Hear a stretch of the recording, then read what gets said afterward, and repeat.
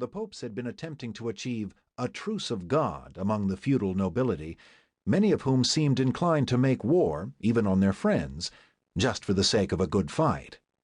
After all, it was what they had trained to do every day since early childhood. Here was their chance. Christian warriors, who continually and vainly seek pretexts for war, rejoice, for you have today found a true pretext. If you are conquered, you will have the glory of dying in the very same place as Jesus Christ, and God will never forget that he found you in the holy battalions. Soldiers of hell, become soldiers of the living God. Now, shouts of Dieu le veut, God wills it, began to spread through the crowd, and men began to cut up cloaks and other pieces of cloth to make crosses and sew them against their chests.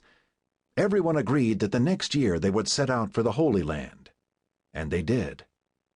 That is the traditional explanation of how and why the First Crusade began. But in recent times, a far more cynical and sinister explanation of the Crusades has gained popularity. Thus, in the immediate aftermath of the destruction of the World Trade Center by Muslim terrorists, frequent mention was made of the Crusades as a basis for Islamic fury. It was argued that Muslim bitterness over their mistreatment by the Christian West can be dated back to the First Crusade.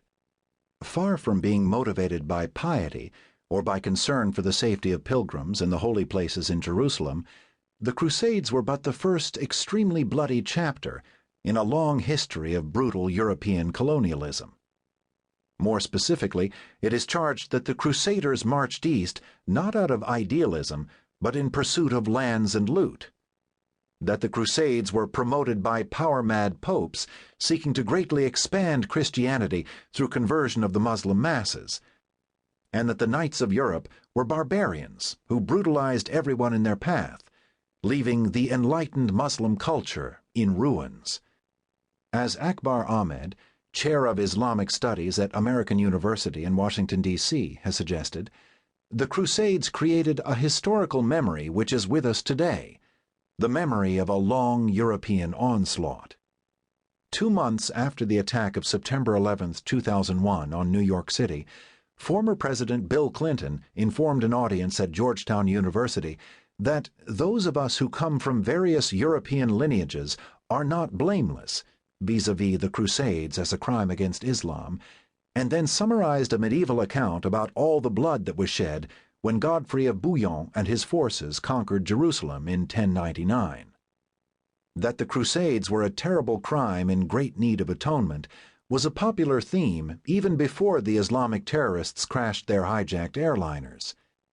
In 1999, the New York Times had solemnly proposed that the Crusades were comparable to Hitler's atrocities or to the ethnic cleansing in Kosovo. That same year, to mark the 900th anniversary of the Crusader conquest of Jerusalem, hundreds of devout Protestants took part in a reconciliation walk that began in Germany and ended in the Holy Land. Along the way, the walkers wore T-shirts bearing the message, "I apologize," in Arabic.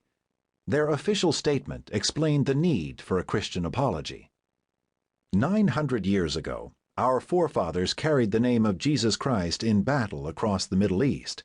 Fueled by fear, greed, and hatred, the Crusaders lifted the banner of the cross above your people.